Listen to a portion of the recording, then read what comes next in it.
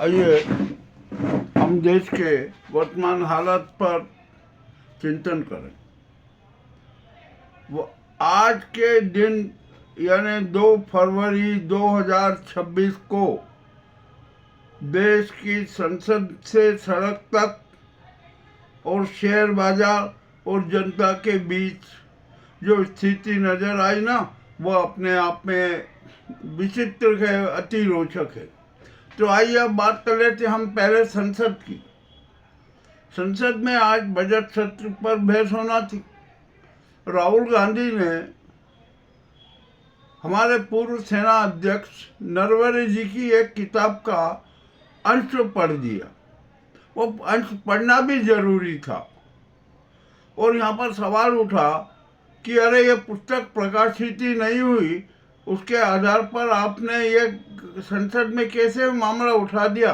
भैया पुस्तक तो पूर्व सेना अध्यक्ष की है ना, और उन्होंने चीन के समय जो घटनाएं घटित हुई थी उसका हवाला दिया।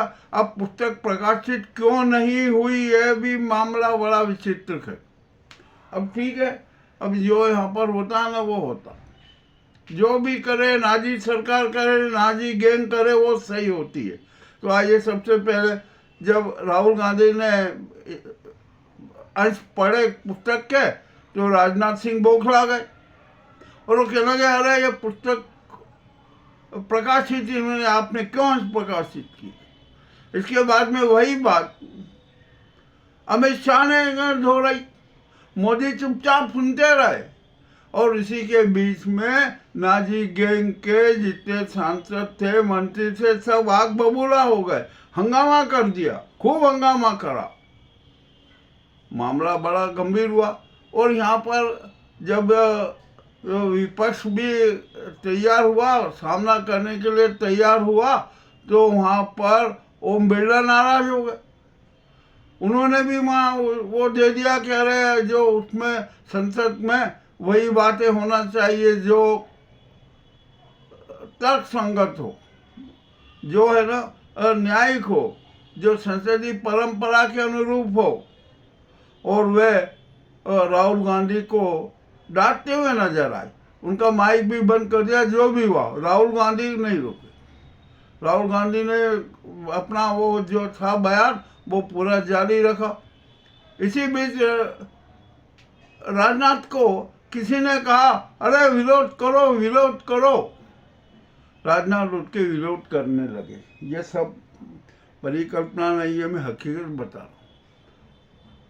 हूँ। ओम बिरला भी बचत करने आए और इसी बीच अमित शाह की छह पर संसद का पहला सत्र स्थगित कर दिया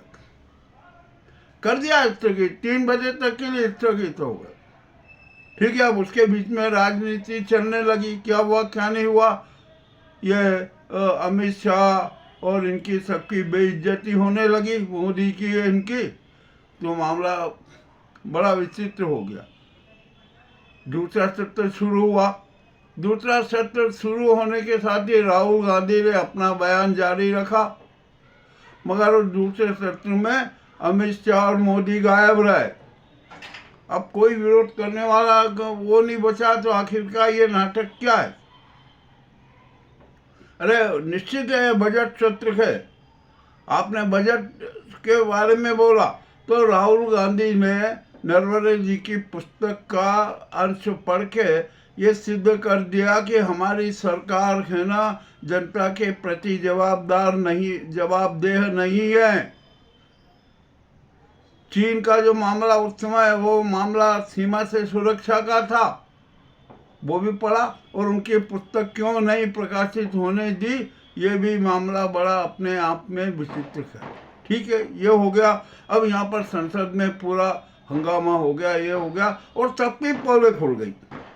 अमित शाह, राजनाथ, डोभाल, सबकी पोलें खुल गई कि अरे क्या हुआ क्या नहीं हुआ। इनकी पोल खुलते देख सबकी हवा निकल गई, सब घुटने पर आ गए, मामला बड़ा विचित्र हो गया।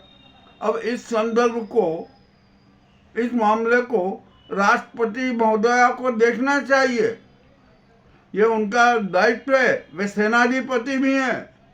इस बात का भी ध्यान रखा जाए बजट का भी राष्ट्रपति का बजट होता है, ये बात सही है, किंतु जो सीमाओं की सुरक्षा का दायित्व भी सेना का होता है। सेनाधिपति हैं वो, उनको बराबर आंखें खोल के देखना चाहिए। और संसद में किस प्रकार का जो पक्षपात हो रहा है, इस पर भी उनकी निगाह होना चाहिए। अब देखते हैं क्या होता है क्या नहीं होता है। आइए अब दूसरा जो सड़क पर कोहराम हुआ, एसआईआर के मार्फत किस प्रकार यहाँ पर जनमत की हत्या की जा रही है, जनमताधिकार की हत्या की जा रही है, लोकतंत्र की हत्या की जा रही है, प्रजातंत्र की हत्या की जा रही है, संविधान की हत्या की जा रही है। ये बात भी राष्ट्रपति को देखना चाहिए। एसआईआर के माध्यम से किस प्रकार प्रजातंत्र की हत्या किया जा रहा है, ये किसी से खुला नहीं है। बंगाल में ममता लाखों लोगों के साथ आई और उसमें वे 50 परिवार के लोग भी थे जो बंग भवन में ठहरे हुए थे, जो जीवित हैं, और उन्हें मृत बताकर उनका नाम काट दिया गया था। तो ये तो बड़ा अपराध हुआ ना। एसआईआर की पोल खुलने लगी तो क्या हुआ कि अमित शाह की पुलिस ने बंग भवन को घेर लिया। वहां पर मतलब ये लोग सुप्रीम कोर्ट के सामने प्रस्तुत नहीं हो सके, चुनाव आयोग के सामने प्रस्तुत न हो सके, इस प्रकार का नाटक खेला किया। ममता अपने बिल्कुल सीधे अंदाज में, वो तो घायल शेरनी है, उसके हमले ये सहन नहीं कर सकते। उसने अमित शाह की पुलिस को खूब झटका, खूब डटा, और जो टीएमसी के सांसद थे उन्होंने तो पुलिस से मांग लिया कि आप हमें परमिशन बताइए कि आपको यह बंग भवन घेरने की किसने परमिशन दी। पुलिस के पास में परमिशन थी नहीं, ओरल ऑर्डर था, मामला बड़ा गड़बड़ हो गया, पुलिस उल्टे पैर जाने लगी। ठीक है, अब ममता ने उन 50 परिवार के लोगों से भी संपर्क किया और सब कुछ नाटक लिखा, पुलिस को भी खूब खरी खोटी सुनाई। पुलिस बंग भवन के सामने से भागी, भागना थी, उल्टे पैर भाग गई। अब इसके बाद में ममता ने क्या किया कि काला कपड़ा पहन, काला शाल डाल दी, और उनके साथ जितने भी लोग थे सबने काली शाल डाल दी। काली शाल डाल के जो जिंदा व्यक्ति थे, पूरी उनके साथ भारी जनसंख्या के साथ भारी लोग थे, उनके साथ सीधा चुनाव आयोग में प्रवेश कर दिया। चुनाव आयोग के केबिन में चले गए, उनमें साथ में वीडियो कैमरा भी था, सब कुछ था, सब कुछ वो था, और वे 50 परिवार के लोग भी थे जो जिंदा हैं, उन्हें मृत घोषित किया गया। ठीक है, अब ये वहाँ पर जैसे ही गई, ममता को देख और वहाँ जो जिंदा लोगों को देख ज्ञानेश कुमार के होश उड़ गए, उसकी सारी पोल उजागर हो गई, तो मामला बड़ा विचित्र हो गया। तो यहाँ पर स्थिति बहुत हो गई, तो दिल्ली की सड़कों पर भी बंग भवन के सामने कोहराम मचा। मगर इसके पूर्व ममता ने एक और खेला कर दिया। उन्होंने सुप्रीम कोर्ट में फिर से एक याचिका लगा दी कि ये एसआईआर में इस प्रकार के नाटक हुए हैं, और जो एसआईआर की जो सूची बन रही है जिसमें 1,22,00,000 मतदाताओं का मताधिकार का हनन किया जा रहा है, अतः यह एसआईआर की सूची रद्द की जाए और पुरानी सूची के आधार पर ही बंगाल में चुनाव कराए जाएं। अब ये देखते हैं सुप्रीम कोर्ट क्या निर्णय देती है। हाँ, मगर सुप्रीम कोर्ट निश्चय ही ज्ञानेश कुमार के खिलाफ कठोर से कठोर कदम उठाएगी। मामला बड़ा रोचक हो गया, और सबसे बड़ी बात तो यही है कि जो ममता ने मांग की है ना कि पुरानी मतदाता सूची के आधार पर ही मतदान हो, ये तो होगा ही, और सुप्रीम कोर्ट भी ऐसा ही निर्णय देगी, क्योंकि अब समय कम है, अभी अधिसूचना जारी नहीं की गई है, कुछ भी प्रोग्राम नहीं बना है, मगर उसके पहले ऐसी स्थिति आ जाना बड़ा विचित्र बात। तो यहाँ पर ये चुनाव आयोग इस मोदी गैंग की जो है ना सारे राज उजागर हो गए। अब ये ज्ञानेश कुमार को तो जेल हो गई। हम तो कह रहे हैं इनको, ज्ञानेश कुमार को इसी वक्त गिरफ्तार कर लेना चाहिए। ज्ञानेश कुमार हैं पूर्व सीईओ राजीव कुमार हैं, और उनके जो सहयोगी हैं उनकी औकात इतनी नहीं है कि वे इतना बड़ा खेला कर सके। ये तो सारा खेला है ना मोदी और अमित शाह के इशारों पर हो रहा है, तो उनको भी गिरफ्तार कर लेना चाहिए सच जानने के लिए। सच की हत्या संभव नहीं है, ये भी सत्य है। सब हो गया। अरे अब तो ये जनता ऑडिट कर रही है, जनता इस सरकार का ऑडिट कर रही है, चुनाव आयोग का ऑडिट कर रही है, और राष्ट्रपति जी को चाहिए कि जो जनता ऑडिट कर रही है और सत्य सबके सामने आ रहा है, सच सामने खड़ा है, और उसको भी आप झूठ नकार देंगे, ये तो अच्छी बात नहीं है।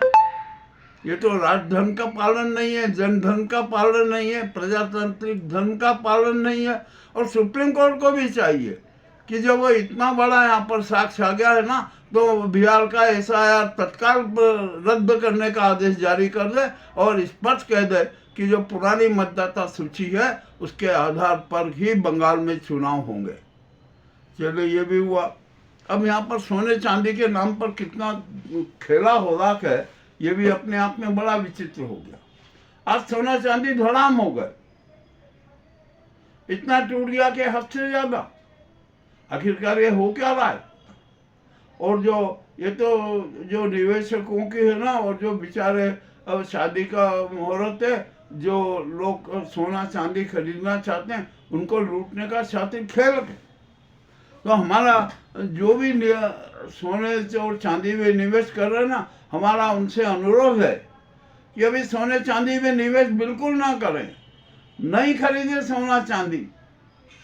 यदि उन्होंने नहीं किया ना तो यही सोना है ना इतना सस्ता हो जाएगा, इतना सस्ता हो जाएगा कि जिसकी आपको परिकल्पना नहीं है। ये सोना आ जाएगा 4,000 5,000 तोले पे, मैं दावे के साथ कह रहा हूँ। चांदी भी इतने बिल्कुल अपने पुराने भाव पर आ जाएगी। ये तो एक शातिर खेला हुआ है ना मामला, बड़ा विचित्र हुआ। जो ये सौदे वाली जो राजनीति है ना, ये बड़ी विचित्र है। जो वायदा कारोबारी पूरा खेल खेल रहे, और इस सारे खेल का मास्टरमाइंड तो चीन है। चीन ने ही चांदी और सोने और अन्य धातुओं का उत्पादन तक खरीद रखा कर। ये शायद हमारी इस नाजी सरकार को पता नहीं है, या होगा भी तो वो उजागर नहीं करना चाहती। तो सोना और चांदी और सस्ते होंगे। निवेशक है ना, और जो हमारे परिवार हैं जिनकी यहाँ शादी है, वे सोना और चांदी अभी बिल्कुल ना खरीदें।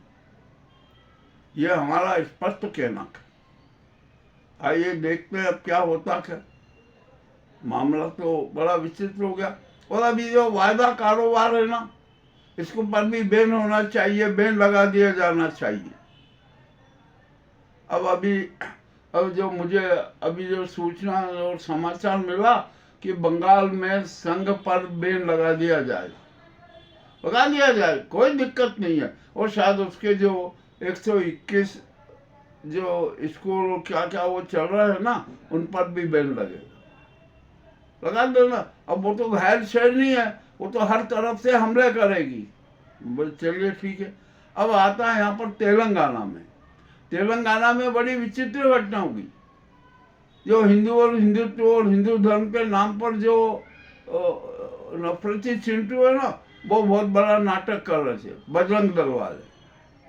तो वहाँ की सरकार ने बहुत कठोर कदम उठाया, और जो जितने भी ये नफरती चिंटू हैं ना, जो सांप्रदायिकता फैलाने का कर रहे थे, हिंदुत्व हिंदू और इसके नाम पर जो नाटक कर रहे थे, उन सबको पकड़ लिया, सबको गिरफ्तारी के आदेश दिए। सब गिरफ्तार हो गए, और गिरफ्तार होकर उनको कौन सी गाड़ी में ले जाएगा, जिस गाड़ी में कुत्ता गाड़ी में ले जाते हैं ना, उनको सबको वहां पर बंद करके ले जाया गया। तो हमारे देश में एक बड़ी विचित्र नाटक हो रहा है धर्म के नाम पर। कौन सा धर्म? अरे सनातन धर्म में सबका विश्वास है, हर पंथ का, हर वर्ग का, हर इंसान का विश्वास है। किंतु ये कोकनी गैंग का हिंदुत्व में किसी का विश्वास नहीं है। नाम मात्र के जो ये गुंडे हैं ना, जो मनोवादी चेहरे के हैं, मनोवादी तत्व के, ये सिर्फ उनका कारनामा था।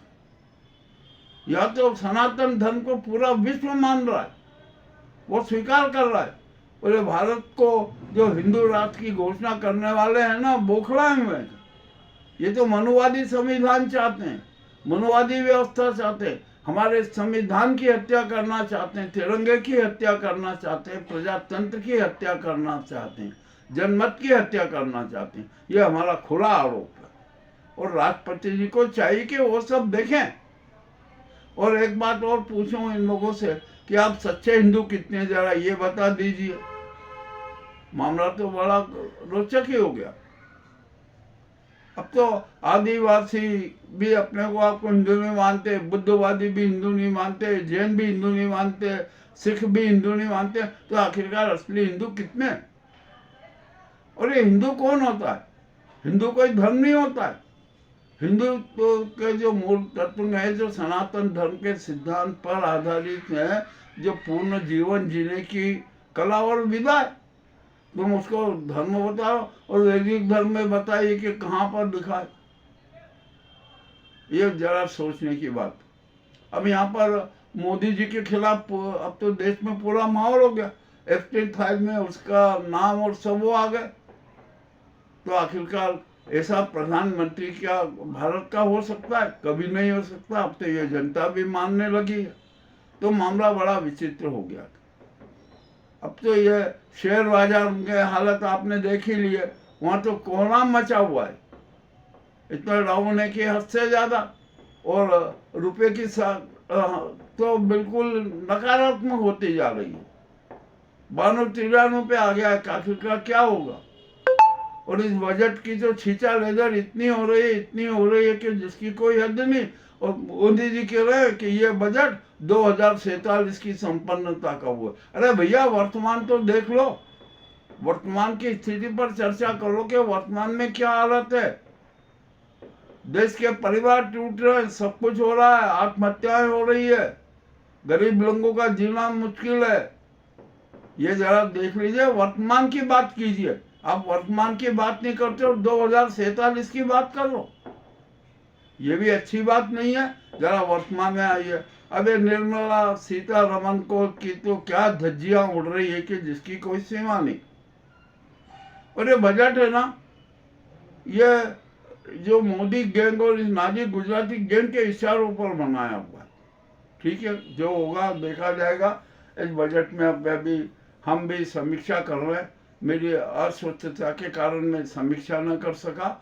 अब मैं कल पूरी बजट की सारी समीक्षा करूंगा, देखूंगा कि उसमें क्या क्या था। अब यहाँ पर महाराष्ट्र में विचित्र प्रकार की राजनीति हो रही है। अब ये सुनेत्री पर भी केस लग जाएगा, ईडी की जांच बिठा दी जाएगी, कोई एक बैंक घोटाले को लेकर 21,000 करोड़ का।